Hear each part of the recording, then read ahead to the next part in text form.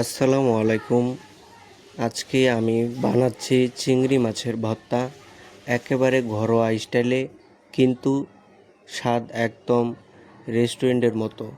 চিংড়ি মাছ একটু ভেজে নিয়েছি, তারপর সাথে দিয়েছি পেঁয়াজ, রসুন, কাঁচামরিচ আর একটু সরিষার তেল। বাস শুরু হয়ে গেল মজার ভর্তা বানানো। এই ভর্তা মজা শুধু খেতে নয়, বানাতেও অনেক আনন্দ। আমি চেষ্টা করছি সহজভাবে সব কিছু দেখানোর, যেন আপনারাও ঘরে বসে ট্রাই করতে পারেন।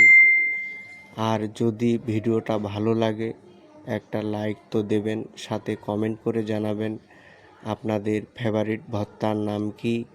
আর পেজ যারা নতুন, প্লিজ ফলো করে দিবেন, পাশে থাকবেন। এরকম আরও সহজ আর মজাদার রেসিপি নিয়ে আবার আসবো ইনশাল্লাহ। চলুন এখন দেখি ভর্তার ম্যাজিক।